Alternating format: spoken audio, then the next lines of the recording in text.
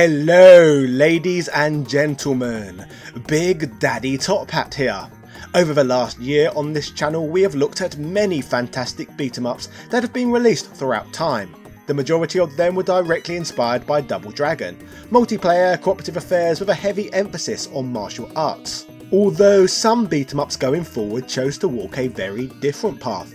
While Double Dragon and everything that came after it took its share of inspiration from Hong Kong kung fu movies, Splatterhouse, that was released less than a year after the Lee brothers' first adventure, was shaped taking influence from another genre altogether, American slasher movies and the works of horror writers like H.P. Lovecraft. In fact, when this game first appeared in homes, the game even came with a faux parental warning printed on the front of the box, reading the horrifying themes of this game may be inappropriate for young children and cowards.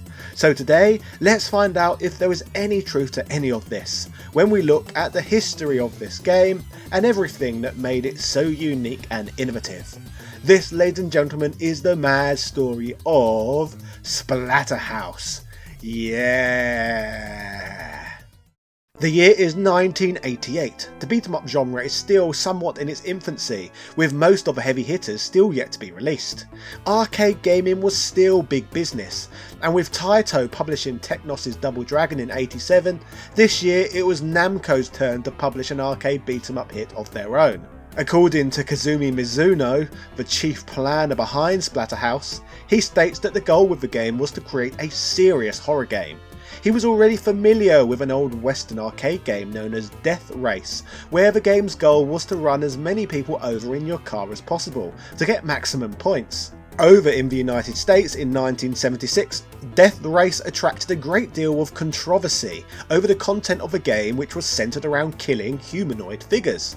Newspapers and civic organisations at the time attacked the game heavily for facilitating violence in virtual form. A story that is eerily familiar to what occurred with the release of Mortal Kombat many years later. Anyway, Mizuno felt that in the late 80s violence was becoming more and more common both on TV and in movie scenes, so he felt that trend should continue into video games. It made little sense to him that horror and violence in other genres was considered totally acceptable, but there was outrage whenever it appeared in a game. While Mizuno dreamt of a game like this, Splatterhouse's assistant planner Heya states that the idea for such a game was not in line with Namco's company policy, or rather it was almost a taboo in the game industry itself, so we faced a lot of opposition and slander of our good names. This would mean that throughout the development of such a game there was constant negotiation between Mizuno and Namco higher ups. For example, Mizuno mentions that in the beginning the colour of the blood was red and the zombies were realistic, but then management told us, if your game is going to be about killing, you can't make it realistic. So ultimately they had to make the blood a fluorescent green colour, while the zombies became more alien. As co-planner, Heya mentions due to the clear concept and the vision of the game pulling various horror and splatter elements together, that his job on the project was fairly easy. There would still however be a lot of failed ideas that would be subsequently removed from the game. After a lot of give and take throughout development, Splatterhouse would finally become a reality when it was released in Japanese arcades in November of 1988. Mizuno notes that the game went through a 14-month development cycle, with delays being mainly due to all the revisions management kept demanding. These side-scrolling beat 'em up with platforming elements allow players to control Rick, a parapsychology student who is trapped within the grounds of a mansion. The game sees Rick fighting through hordes of monsters in an attempt to rescue his girlfriend Jennifer. In terms of the game's plot, Rick and Jennifer had both taken refuge during a storm in a location known as West Mansion, a building nicknamed locally as the Splatterhouse. Rumours surrounded this building of hideous experiments purportedly conducted there by Dr. West, a renowned and missing parapsychologist.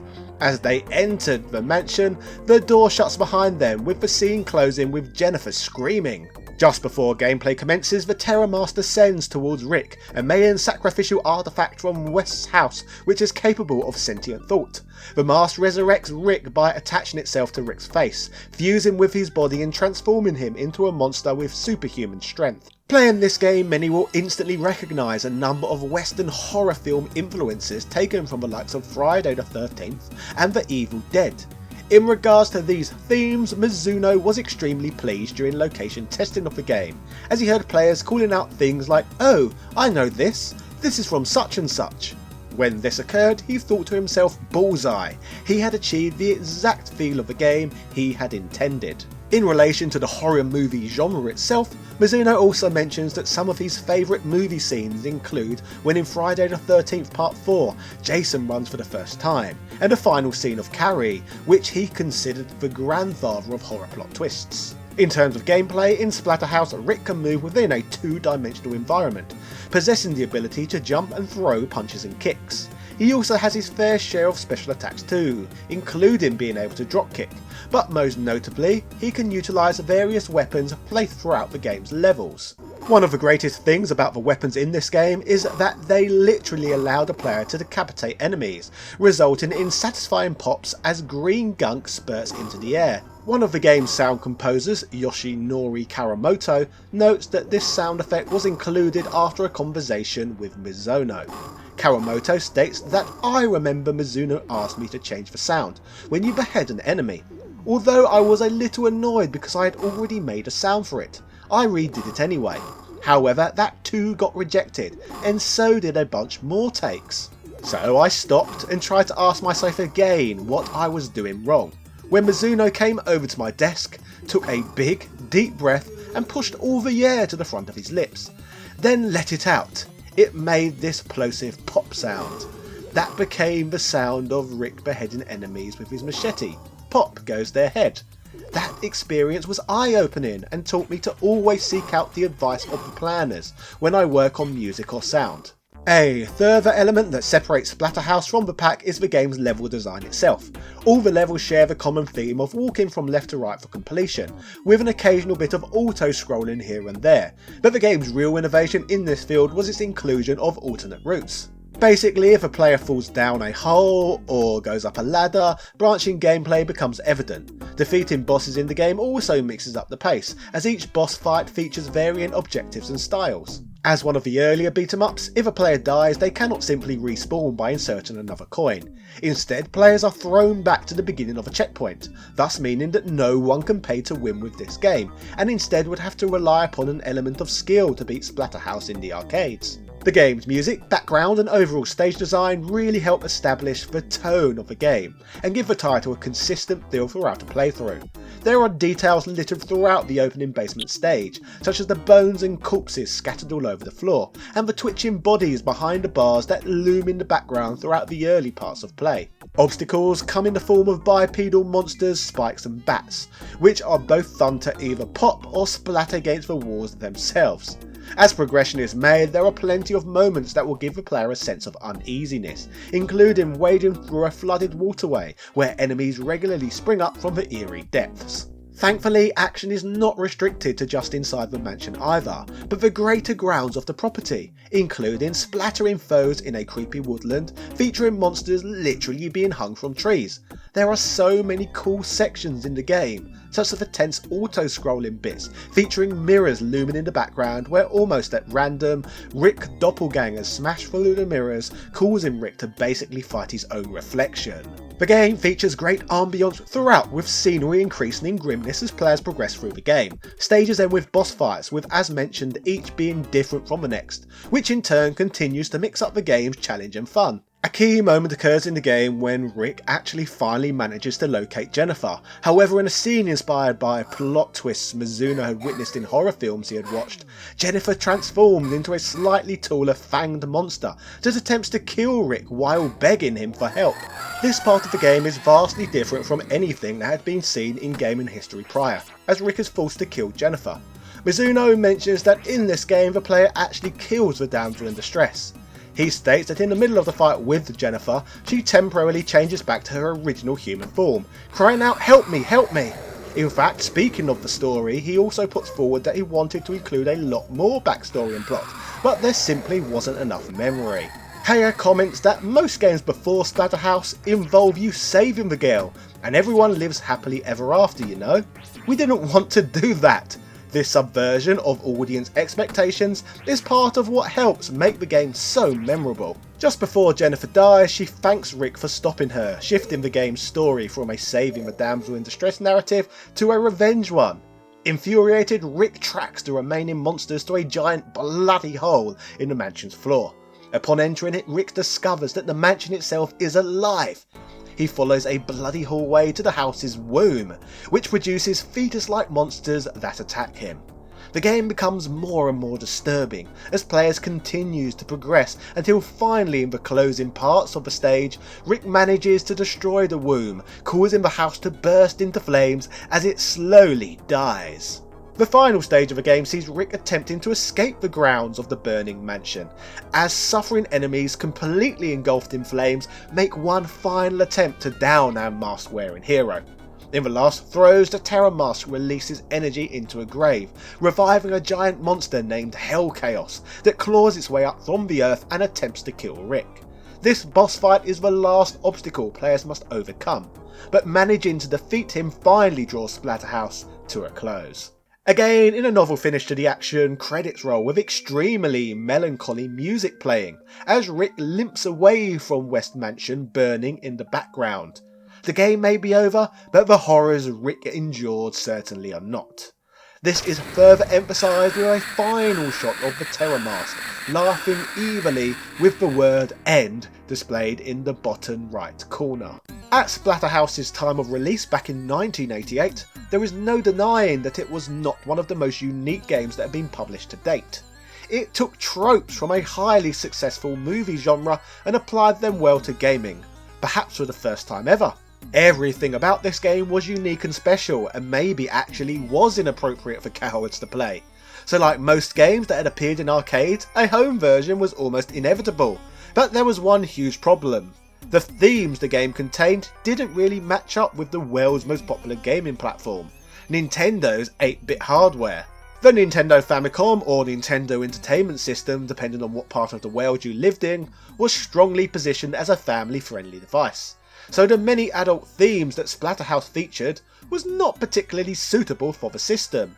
The platform's graphical limitations would have also limited Namco's ability to represent Splatterhouse's story on the hardware too. Still though, this does not mean that Namco could not make money from the brand on the hardware, as instead they would choose to release Splatterhouse Wanpaku Graffiti, a Japanese exclusive that takes a comical approach to its presentation, parodying horror movies, which we very well may look at in depth in the future. But as for a true Splatterhouse conversion, the first of its kind would surface on Japan's second most owned home console of the era, the PC Engine, which was a graphically far more capable system than that of its Famicom competition. Still though, changes were made in order to bring this game home. For starters, the opening scene was cut, and instead the game's story was laid out in the console game's paper manual. A level of censorship was applied too, replacing the meat cleaver in the opening stages with a simple wooden stick. Violence has been toned down too, making everything appear less gruesome. There is also a crawling hand in stage 5 that flashes a middle finger in the arcade game that no longer is present in the PC Engine version. The ending of this version too was tweaked to make the game slightly less dark and depressing, depicting the mask exploding followed by a picture of West Mansion burning while the credits rolled. Interestingly, when the console version launched in America on the TurboGrafx-16, the story would be depicted in the form of a comic book style ad promoting the game that appeared in various places, including in Fantastic Four issue 346. In regards to the game itself, even further changes were made for this regional variant, including the white hockey mask would be changed to red to prevent Rick from looking like Jason Voorhees in the fear of a US lawsuit. Cathedral arches were also taken out of stage 4 to remove religious undertones, along with the inverted cross boss too. The grave that the final boss rises from is edited too, from a wooden cross to a regular tombstone. Namco wanted no traces of Christianity present here. Interestingly, back in the day, the game would go on to appear on a system even more obscure than the TurboGrafx-16, as there would be an FM Towns version released in 1992, meaning that this game could be experienced on the FM Towns Marty console. This version for the 32-bit system is even closer to the arcade game than its PC Engine counterpart, so the FM Towns presented players with the ultimate way to play this game at home in the era. Overall though, no matter which classic version of Splatterhouse you happen to play, they all offer pretty solid experiences. Splatterhouse really was something different at the time, and for this reason the game still stands out even now. The creators took a risk and their efforts paid off, resulting in one of the most memorable arcade games of the 1980s. From the game's graphic nature to its amazing atmosphere and compelling story, Splatterhouse really is something different that would help pave the way for many horror-themed games down the line. Kazumi Mizuno's line of thinking that there was a market for games with this style of storytelling was spot on, and all you have to do is look around you today to know that to be true. So ladies and gentlemen, that was the story of Splatterhouse, a game that was said to be inappropriate for children and cowards. If you enjoyed this video, let me know what you thought of today's content, and if you think I should cover more Splatterhouse games down the line. I'd be curious to hear your thoughts. This channel is partially funded by the people who back the channel on Patreon. I offer the unique incentive that all those who back just $5 a month receive an additional 4 Patreon exclusive videos. This week on the platform I cover my top 10 favourite Wii games you need to play before you die, bringing my Patreon exclusive content library up to 7 videos and being expanded upon every week. I'll soon have a mini Netflix for you all at this rate. Speaking of patrons, massive shoutouts go out to Sebastian Velez, Carl Johnson, The Murder of Crows, Hero Paulo Lopez, Joseph Razmik, Luke Samuel Denton, Ben Harradine, Corey Almar Sr., Capcom vs SNK, BXL Gotham, Rowan Digit, Evan Border, Philip Mamp, Cambo Rambo 82, Azra Roakai, Keith Ferguson, Joaquin Varela, Prince Knight, Michael Cullix, Ago, Jordan Durant, Angel Light 85, Alethea Swanson, Timothy W. Haskins II, Nick Daniels, Princess Zana, Glennie Glenn, Daniel Daly, Computer Man, House of a Ted, Gary Pinkett, ECU Professor, Kid Anime, Justin Wang, Aaron McNamara, Hermes Gonzalez, Instant Gratification Monkey, Man Shovel, James Bishop, JB, Post DXL, Michael Hall, Wesley Sang-hee, Ben Dover, Langston Miller, New, Brian Barry, Sarah Powell, Blaming Renee, Marvin Liga, Chris Cool, TOG Driver, Adrian Hanton, Bernard NG, Richard Stu Stewart, James McDonald, Dan Van Dammit, Adam Castin, Lewis Viant, John Bates, David Bow, Chris Fisk, Paul Elliott, Mike Bruno, Rick67, Antonio Rodriguez, Craig Jenkins, Tom Elliott, Retroverse.com, Casey Wright, Synth Spaces, Zai, Andrew Bazansky, Gunther Hendricks, and everybody else who supports me on this platform. Thank you. Yeah. Cheerio.